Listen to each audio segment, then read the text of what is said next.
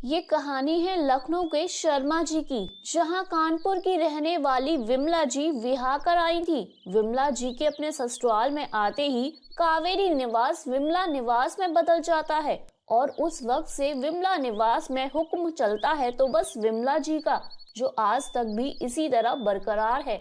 विमला जी का परिवार भरा पूरा था। घर में 2 बेटे थे और दोनों की शादी हो चुकी थी। बहुओं को जिम्मेदारी सौंपकर और विमला जी सारे काम से मुक्त हो चुकी थी, पर बहुओं को सिर्फ उन्होंने रसोई की जिम्मेदारी ही सौंपी थी और किसी चीज की नहीं। विमला जी की दोनों बहुएं रेखा और काजल को अपनी किसी भी सहेली को अपने घर बुलाने तक की इजाजत नहीं थी, पर विमला जी खुद रोज अपनी सहेली को अपने घर बुलाकर बिठाकर रखती थी। रोज की तरह विमला जी की सहेली हेमा उनके घर पर आती हैं। अरे ना ना हेमा, यही तो मार खा जाते हैं सास ससुर। अपने जीते जी तो एक फूटी कौड़ी भी बहू बेटे के नाम नहीं करनी चाहिए। अरे बेटा तो हमारा अपना है, पर उन लड़कियों का क्या भरोसा, कब कौन सी पट्टी पढ़ा दे बेटों को।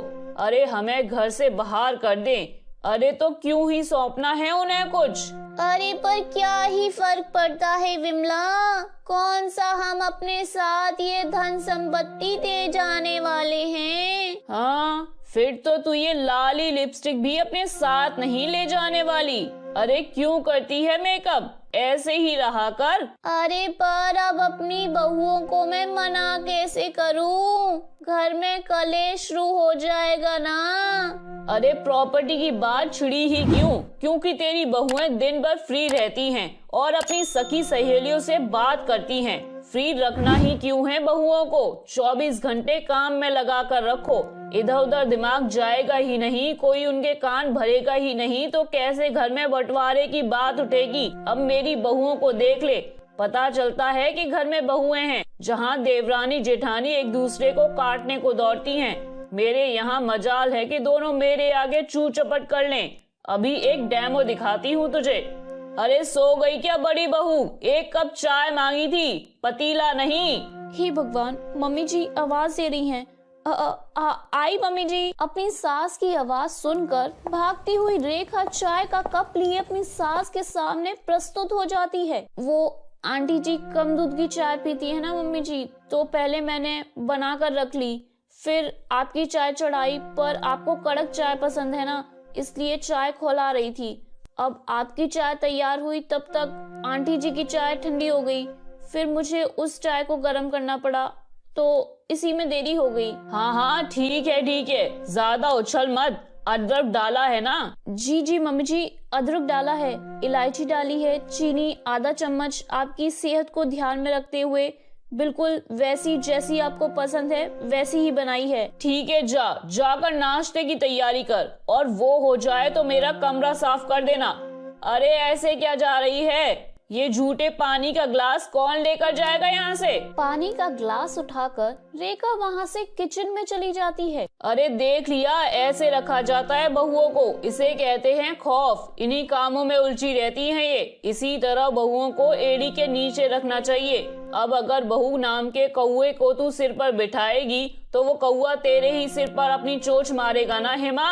मान गई मैं तुझे विमला। क्या हुआ दीदी, आप इतनी तेजी से भागकर क्यों बाहर गई थी? तुझे पता नहीं है क्या, मम्मी जी को बिल्कुल भी पसंद नहीं है कि उन्हें किसी को दोबारा आवाज लगानी पड़े। अगर आज उन्हें मुझे दोबारा आवाज लगानी पड़ती तो न जाने रात तक इस घर में क्या हो जाता।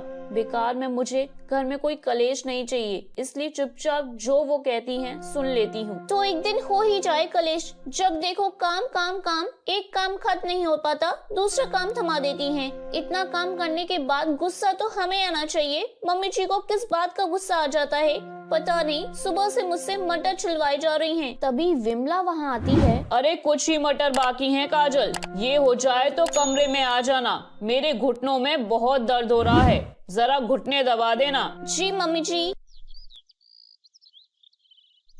काजल तेल लगाकर अपनी सास के घुटनों की अच्छी तरह से मालिश करती है। लीजिए मम्मी जी, हो गई मालिश। अच्छा हो गई, वैसे भी अचानक से पीठ में भी दर्द सा महसूस हो रहा है, एक काम कर, जरा मेरी पीठ की मालिश कर दे और फिर कमर में तेल लगा देना। विमला की पीठ और कमर की मालिश करने के बाद जैसे काजल कमरे से बाहर निकलकर अपने कमरे में पहुंचती है, विमला उसके पीछे पीछे पहुंच जाती है। अरे काजल बहू, वो जो मटर छीली है ना, उन्हें 4 हिस्सों में अलग अलग करके फ्रीज में रख देना और जो छिलके हैं ना उन्हें बाहर डाल कर आना।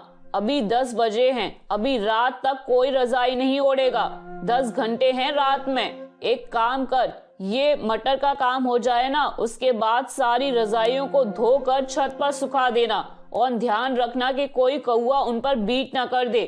और जब रजाई सूख जाए तो उन्हें नीचे लाकर अच्छी तरह से समेटकर सभी के कमरों में रख देना।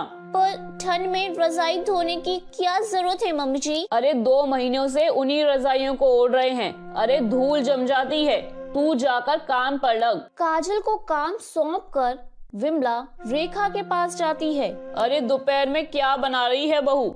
अच्छा, दाल भिगोई है, ठीक है, दाल चावल और 2 तरह की सब्जी बना लेना। और ये हो जाए तो टीवी देखने मत बैठ जाना। मेरी पुरानी साड़ियां हैं, उनकी फॉल निकाल कर अलग कर लेना, वही फॉल नई साड़ियों में लगाने के काम आ जाएगी। विमला अपनी बहुओं को एक सेकंड के लिए भी आराम नहीं करने देती थी, एक के बाद एक काम पकड़ा ही देती थी। पर अब रेखा और काजल भी इस चीज को समझने लगे थे। अरे मुझे तो सब कुछ साफ साफ दिखाई दे रहा है दीदी, पर आपको भी समझना पड़ेगा, खुद के लिए आपको बोलना पड़ेगा। दीदी, हम भी इंसान हैं, हमें भी आराम की जरूरत है, कोई रोबोट थोड़ी ना है हम। रात को रेखा और काजल मिलकर डिनर तैयार करके सभी के लिए परोसते हैं। खाना देखकर विमला कहती है, अरे क्या खाना बनाया है बहू? कोई काम रहता है क्या तुम लोगों के सर पर? बस एक खाने का काम है, वो भी तो सही से कर लो तुम। कम से कम खाने में वैरायटी तो देखो, घूम फिर कर वही एक खाना। बात तो बिल्कुल ठीक कह रही है मम्मी जी आप। अशोक जी, मुझे लगता है ना मेरे हाथ से स्वाद चला गया है और मम्मी जी को तो अलग अलग तरह का पकवान पसंद है, तो मैं ये सोच रही थी कि क्यों ना हम एक कुक रख लेते हैं, मम्मी जी के मन का भी हो जाएगा। वाओ दीदी, ये तो आपने बहुत सही आइडिया निकाला है। क्यों रोहित जी? आपको अलग अलग वैरायटी का खाना खाना है तो मम्मी कुक ही रख लेते हैं, आइडिया तो सही है। लगता है मौसम बदलने वाला है, विमला निवास के नेम प्लेट बदलने का वक्त आ गया है। अब जब सभी के सामने रेखा ने ऐसी बात बोल दी तो उसमें विमला बोलती भी क्या, वो चुप हो जाती है। अच्छा, आज इस रेखा की बोली निकली है, लगता है जरा लगाम ढीली छोड़ दी मैंने और कसनी पड़ेगी। मेरी कमर की चाबियां मैं इतनी आसानी से बहुओं के हाथ में जाने नहीं दूंगी। कल देखना बहू, कितने प्यार से मैं तुम्हें काम में उलझाए रखती हूँ। विमला बाज आने वालों में से नहीं थी, वो अब भी अपनी बहुओं को कोई ना कोई काम में उलझाकर रखने की पूरी कोशिश करती है। किचन से खाना बनाने के बाद थक हार के रेखा सोफे पर बैठकर अपनी माँ को फोन लगाती है, फिर वहाँ विमला आ जाती है। अरे किससे बात कर रही है बहू? समदन जी से। ला जरा मैं भी बात कर लूं, कितने दिन हो गए समदन जी से बात किए हुए। तू जाके कपड़े धो ले, उसमें भी टाइम लगेगा, मशीन जो खराब हो गई है, जा हाथ से कपड़े धो ले बेटा। काजल खड़ी खड़ी ये सब देख रही थी, वो जानबूझकर अपनी सास के सामने अपना फोन लेकर बैठ जाती है। वो देखती है कि विमला काजल को अपने कमरे में आने को कहती है। जी मम्मी जी। अरे मेरे घुटनों में बहुत दर्द हो रहा है, बहू जरा घुटने तो दबा दे। पर अभी तो आप हेमा आंटी के साथ मॉल घूमकर आई हो मम्मी जी, तब तो आपके घुटनों में कोई दर्द नहीं हो रहा था। अरे तो तू कौन सा पहाड़ तोड़ रही है? बैठकर फोन ही तो चला रही है ना, दबा दे मेरे घुटने। 20 मिनट अपनी सास के घुटने दबाने के बाद काजल जैसे ही उठने लगती है, विमला कहती है, जरा सर पर भी हाथ फेर दे। बहू, सर में ना अचानक से बहुत तेज दर्द उठ आया है। क्या? अरे रोहित जी जल्दी इधर आइए, पापा जी, दीदी, मम्मी की तबीयत बहुत खराब हो रही है, उन्हें हॉस्पिटल ले जाना होगा, सभी जल्दी आ जाइए यहाँ। काजल की आवाज सुनकर सभी लोग भागते हुए विमला के कमरे में आ जाते हैं। जल्दी मम्मी जी को उठाइए, इन्हें गाड़ी में बिठाना होगा, मैं डॉक्टर को फोन करती हूँ। ये तो कुछ ज्यादा ही तेज निकली। अरे बहू हर बात को मन से लगा लेती है। मैं तो मजाक कर रही थी।